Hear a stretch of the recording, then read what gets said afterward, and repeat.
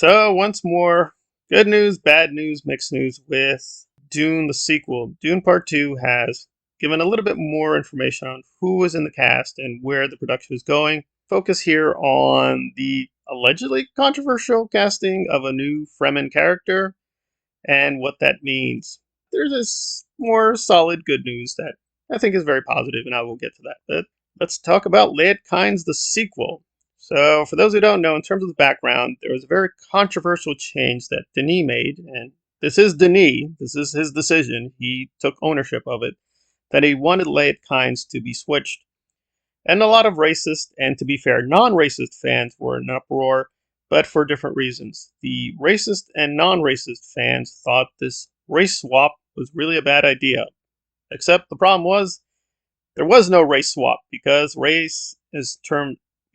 Late Kynes in terms of race is not specified. So you can disagree with the casting, but it wasn't quote a race swap. We just don't know what Late Kynes in terms of skin color, what is he really? We just don't know. I will say whatever we think of the other adaptations, and I'm a big fan of the Lynch version, but I gotta say, for a person who's an ecologist on a sun-drenched planet like Arrakis, he looked a little too pale-skinned. But there we go, Hollywood. But to be fair to Lynch, he did do some quote non-white casting too, so people need to be careful there in terms of thinking he's a racist. But now we switch over to the new adaptation, and we're getting yes, a canonical Fremen character, but once again, and this is legitimate, it is another gender swap. So we're going from a minor Fremen character who is male in the books to a female character. And they are sort of critical because they help Paul in terms of mastering the sandworms who are vital to the mythology. But I gotta be honest, when I first even heard this news, I didn't know the actress that well, so I did a little homework on her, but I didn't even know who this Fremen character was, and I have been looking out for these things, for who is going to be Farak, who is going to be the wife of Jameis. There are some prominent Fremen characters, and they're going to show up in Dune Messiah. And the saga overall, right, everyone knows Stilgar, but there are a few Fremen characters that we spend time with in the novels.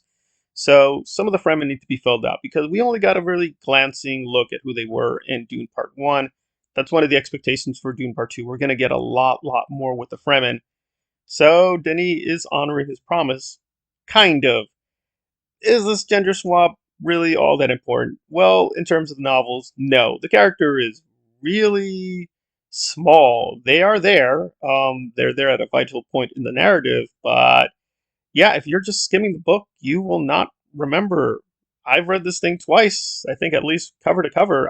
I didn't remember this character, and I'm like, oh yeah, they are there.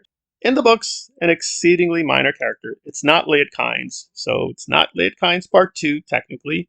On the other hand, I do think it goes to the issues of what Denis is up to, how much they're going to keep to the book, how faithful they are to Frank Herbert's vision. This and other decisions are pretty clearly showing he's not following the books. Now, I wouldn't even care about this bit. In an interview, he actually said he would follow the books, and he actually criticized the Lynch version for not following the books. There is a charge of hypocrisy occurring. Now, whether this is a decision he and the producers made, or it's just inevitable, maybe Dune just didn't make enough in the box office, it's unclear. This actress seems fine. I don't think I have an issue with the casting itself, but it does go to motive and what they're up to and what they will be doing, what they will not be doing. I mean, there are good signs with Urielon, with the Emperor, even with Elvis, who I'm sure some people are a little mixed on. I'm still mixed on him myself. I'm going to watch Elvis with open eyes, and hopefully that'll reassure me. It seems it's got a lot of good notice in terms of his performance, but it's an open question. And of course, the obvious question will be with this character, is this going to be the end of it? Or some of the other characters also going to be gender swapped or changed? Is Jameis even going to have a wife? Maybe Jameis has a husband now. Again, it's kind of up in the air how he's going to do things now. Again, I don't think Denis is some crazy communist, woke, left wing radical. I just don't think this. But he is clearly a consistently pro woman director. I have no issue with that. He does seem to be a feminist. I have no issue with that.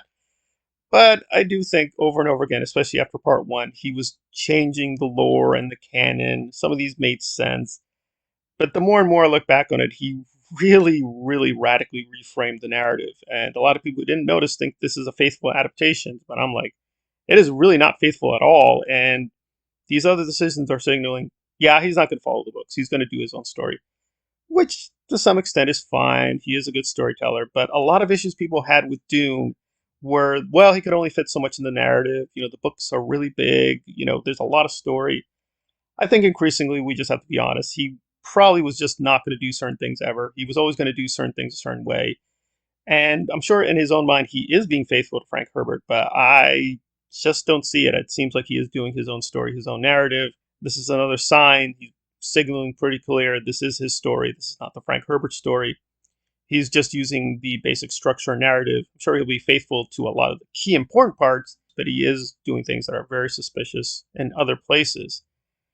But in terms of the character, it seems fine in terms, again, the novel. She's only a minor character. Again, that's the books, and we're not following the books apparently. So, will this be a much more major character? Will there be in many more scenes? Will she play a key role in the story of Paul in other ways? Now we don't know. Again, to some extent, that'd be fine. Again, we're just getting more of the Fremen, more Fremen culture. I think that's what the fans should be concerned with, not necessarily this shift in gender norms or whatever. But I will say, beyond a certain point, if you keep changing the story, you're really disrupting the mythology. So I just hope he pulls back in other areas. I know that's not going to happen. He's going to go further and further in certain ways, and I will be critical where I think it's due. I don't think we should be overly critical here. There's nothing too alarming, but unfortunately, I would have to say it is definitely a red flag of more and more things to come. But casting it onto itself seems fine. It is a minor character. It's not a major dilemma, but I do foresee this is going to be a tiding of things to come. So most of the other casting seems really rock solid, but I will note on a final thing that Urulon does not make sense. This is not a Denis Villeneuve problem. This is actually a problem with the books and Frank Herbert that her age is not clearly specified, but she should be a little older. Technically, the actress should be cast a little bit older, but that's kind of a Frank Herbert issue in terms of Urulon's age is a little fuzzy, and we'll get to that. Again, most of the casting is fine, including this, but can't lie, this is definitely a troubling sign of things to come.